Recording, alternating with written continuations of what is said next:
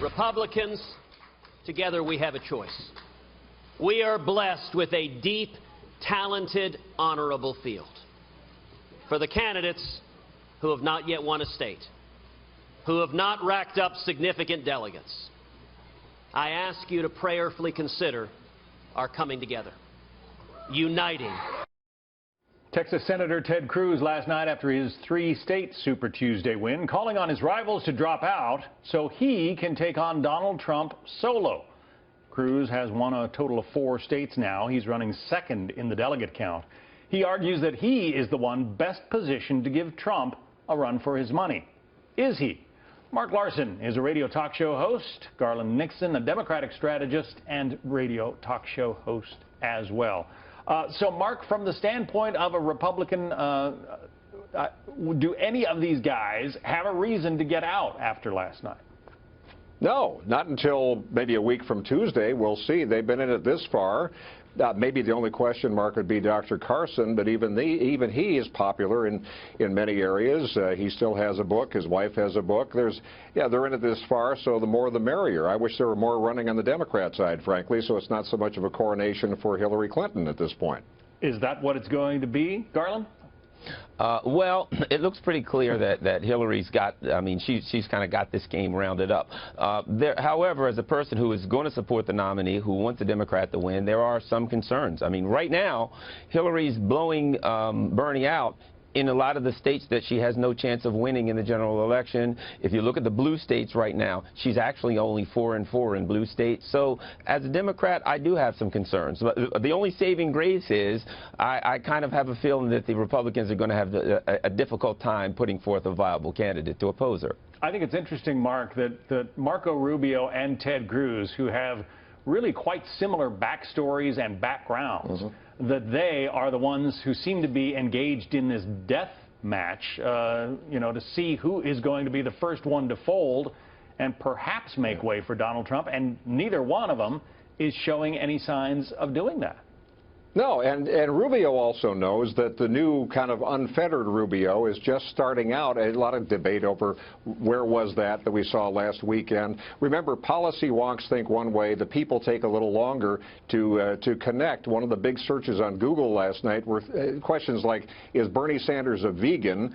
And is Hillary Clinton a Democrat? And, people are a little slow sometimes picking up on this. So obviously, we haven't even seen the full impact of the new, or maybe the same Rubio that's just now unfettered. The facts are facts that the Republicans are energizing people in terms of focusing on issues. I mean, all of them. They make people look. So with all due respect to Garland, I think it's actually a good thing Republicans are kind of doing the death match at times here, because it makes more people pay attention. Let's take a look at the strengths that voters identify in Ted Cruz. I mean, this is what apparently has drawn voters to him. Very conservative voters like him, according to last night's Fox News exit polls. Evangelical Christians, those who are angry with government, and those who think that he shares their values. But you could say pretty much the same about Marco Rubio as well, couldn't you, Garland? Yeah, you could. And I think that the problem that both of them have is, they've carved themselves out to some extent as, trying to be out. So particularly Ted Cruz, he's trying to be an outsider while he's, appealing as an evangelical. And they're up against a guy in Donald Trump who is all things to all people. Whatever Donald Trump needs to be on a given day, he likes the Klan, he does. And I imagine next week he'll be looking for an endorsement from MS-13. So how do you defeat the chameleon? Good luck on that one. Well, he says he's going to be a unifier. Meantime, Marco Rubio says he is not going anywhere. Mark, listen to this. The states that are on the map now moving forward, do they look more like Virginia or more like some of the other states we saw last night? I think the answer is they look more like Virginia. And so we feel good about that. Last night was not supposed to be my night. I never said Super Tuesday was going to be our big night. We wanted to do well. We wanted to pick up a lot of delegates.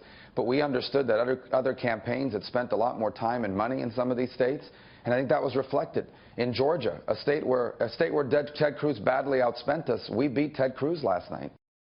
And as we were hearing from Marco Rubio, we lost our connection by satellite to Mark Larson. So, Garland, you get to wrap it up for us. You just heard him saying that he thinks the states on the calendar ahead are much more like Virginia. He did pretty well in Virginia last night. Can he catch up and make a race out of it with Donald Trump and Ted Cruz?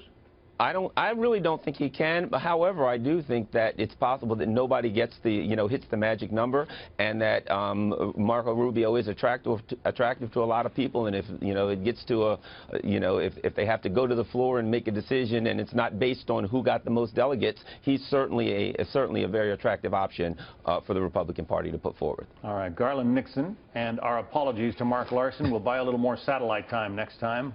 Thank you both.